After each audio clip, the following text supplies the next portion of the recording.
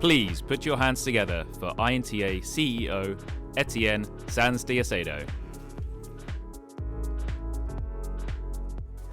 Ladies and gentlemen, very good afternoon. Welcome to London. Welcome to the 148th annual meeting. But I would love getting a clicker. That would help me. All right. Well, first of all, what an incredible speech from Deborah Hampton, from Deb. Thank you.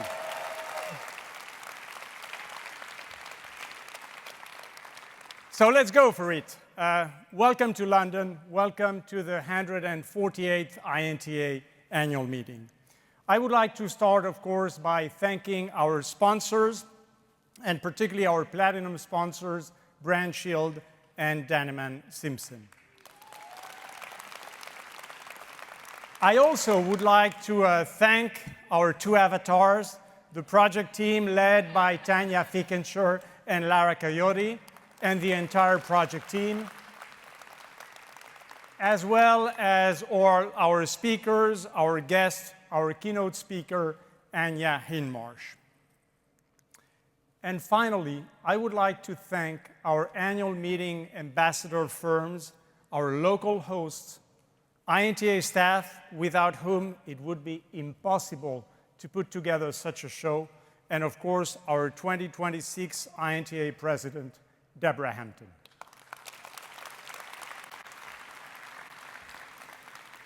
Now, let's get perhaps a little more serious, and let's reflect on what has happened over the last 12 months. 2025 was the year in which fragmentation emerged. The world stopped working together. Fragmentation took hold. It was a year of division and distrust. And 2026 is the year in which fragmentation is being navigated. We live times of weaponized interdependence, of strategic coercion, times in which geopolitics are hitting the real economy and the families. So how did we get there? Well, sadly, the war continues in Ukraine. On April 2nd, 2025, Liberation Day completely changed the rules of the game when it comes to global trade. And as a consequence of that, traditional alliances have been questioned, challenged, damaged. And what we're seeing today all around the world are interventions or threats of interventions that are becoming increasingly common. And then, of course, we have the war in Iran and the closure of the Strait of Hormuz, who has caused an incredible energy crisis and an inflationary economy that is affecting oil, gas, diesel, but also fertilizers, which means that 45 million people can get under acute hunger in the coming months, if not years. And we also had some recent elections that could potentially represent structural inflection points. So all in all, 2026 are becoming transactional, militarized, economically coercive, and resources-driven, really looking for rare earths and chips. Now, what does that mean in terms of perceived risks? And according to the World Economic Forum back in January 2026, there are 5 top risks: geoeconomic confrontation, state-based armed conflicts, extreme weather events, societal polarization, and misinformation, disinformation. But perhaps what is even more important is that all those risks are interconnected, and there is one common word, which is inequality. So what has truly changed in 2026? It's not really the number of crises, but it's really the operating logic behind such crises. The world is operating with weaker assumption that trade and security can be kept separated. We've seen a significant breakdown in international relations, and the rules-based order is not longer assumed. It's openly being renegotiated. And then when it comes to the economy, we see rising costs, slowing global economic growth, inflationary pressures, and volatility that is becoming more persistent. And all that means higher prices on essentials that are truly eroding consumer trust. So what does that mean precisely in terms of trust and confidence? Well, the three elements that we should take into account. Number one, there is a very significant surge in nationalism and insularity. 70% of respondents prefer companies from their own country. Second, the income divide has more than doubled since 2012. And last but not least, only 32% of respondents to the Edelman Trust Barometer believe that the next generation will be better off. So what does that mean in terms of consumer behavior? Consumers are still cautious, but perhaps the nature of the caution has changed. Consumers are not retreating from consumption, but they're becoming more calculated in how and how much they're spending. Consumers are not just looking for low prices, they're looking for fair prices, for clear explanations, and for no hidden deterioration in the quality of what they're buying. And perhaps the most important one to us is that shopping has moved from digital first to AI assisted. Consumers, all of us, are increasingly seeing Gen AI as a direct, personalized, and helpful in deciding what to buy. And perhaps one scary piece of data. There is a big part of our society that is feeling left behind by artificial intelligence. And since we're talking about the elephant in the room, let's talk about AI. 88% of businesses worldwide are implementing AI into their operations. If you look at the global investment in artificial intelligence, it has reached $581 billion in 2025, which is 130% more than the year before. And that trend continues in the first quarter of 2026, where 80% of venture capital is going into AI. By the way, the AI legal tech market is valued today at $5 billion. It's expected to reach $42 billion in less than 10 years. So let's put together geopolitics, consumer confidence and trust, consumer behavior, artificial intelligence. Let's mix all that and look at what are the implications for intellectual property.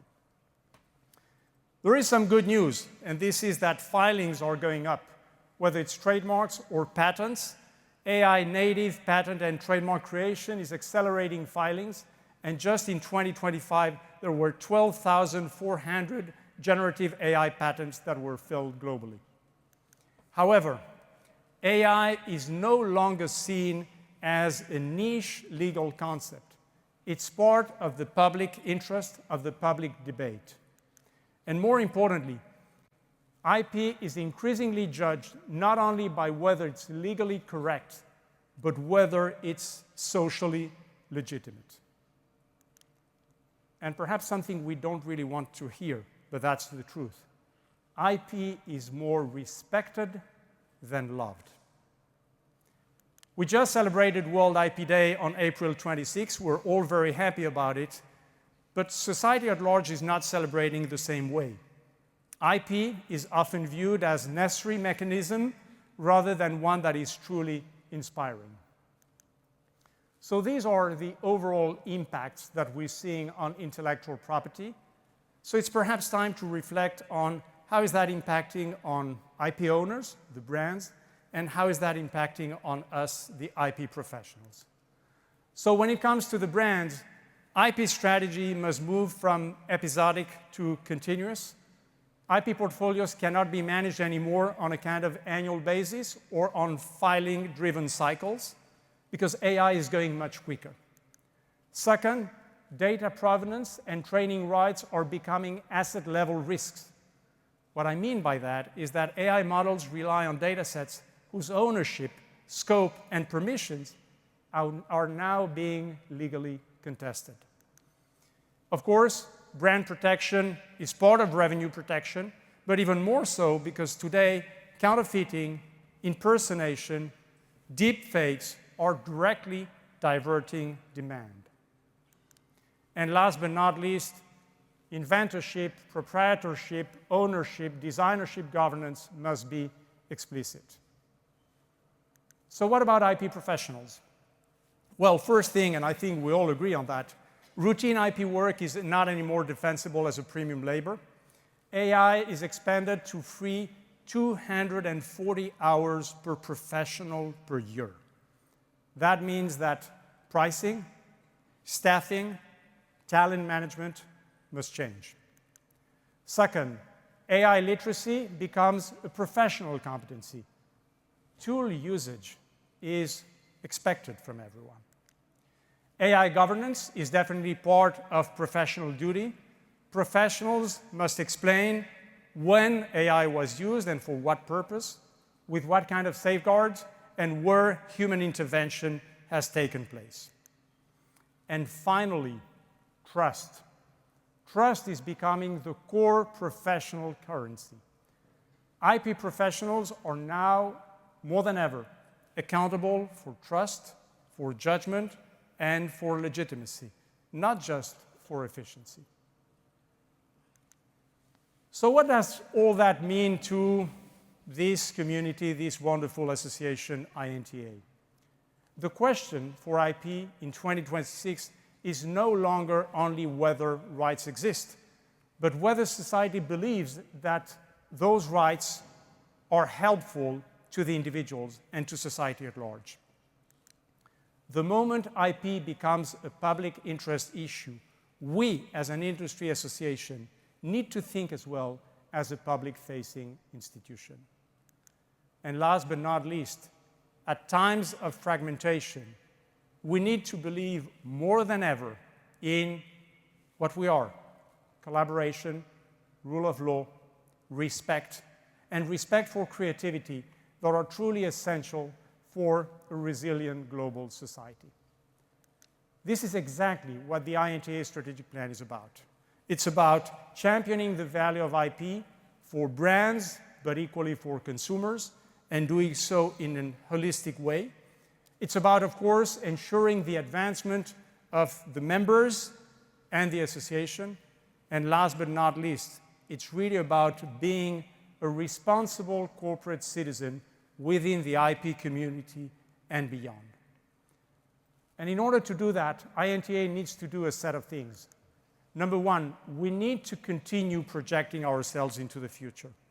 Here you can see on screen a set of initiatives that we've taken recently. As many of you know, we've asked all our committees to develop concept papers on the future of. And we've asked the committees within the advocacy group to do a policy gap analysis to understand where we stand with regard to what is happening out there. But at the same time, and I'm very happy to see so many heads of IP offices here, we want to support the IP offices and the IP office of the future. And that's exactly what we're doing, looking at their digital transformation. And last but not least, it's extremely important to look at artificial intelligence, and this is why we will be issuing soon a report on how to explore the usage of artificial intelligence when it comes to likelihood of confusion. So definitely one step is projecting ourselves into the future. The second one is embracing artificial intelligence.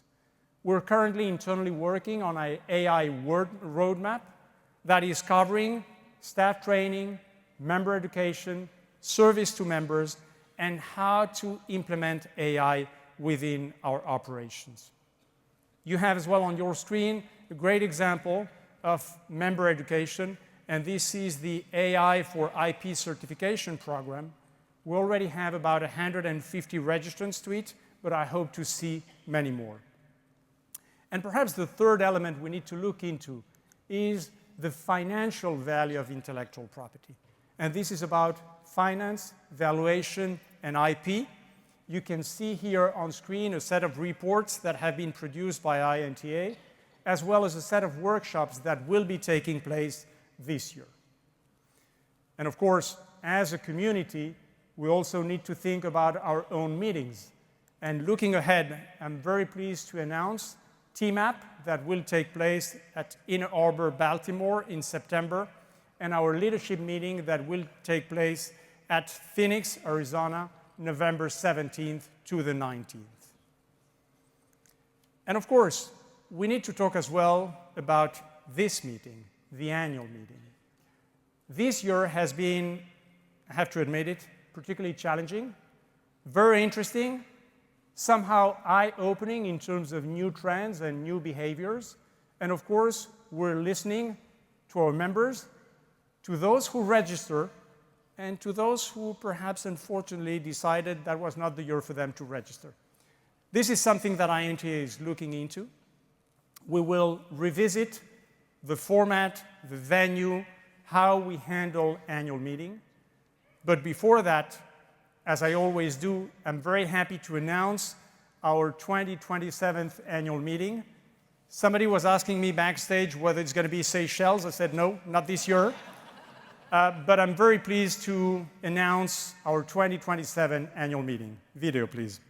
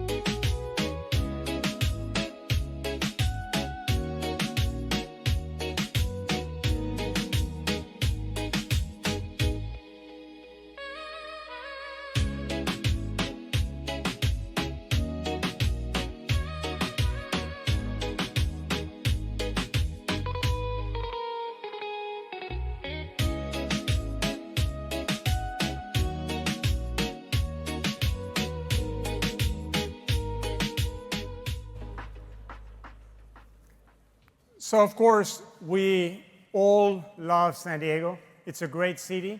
It's a great host to INTA. I would perhaps like to remind everyone that we're going back to San Diego because we're still suffering the consequences of COVID.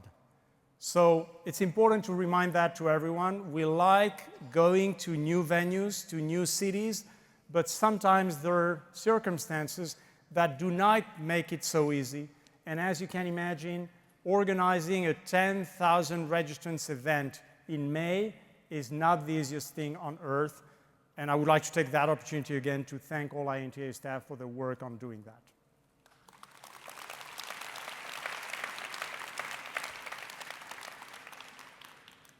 Now, I really would like to conclude with 4 visuals that I personally love, and you'll probably understand why.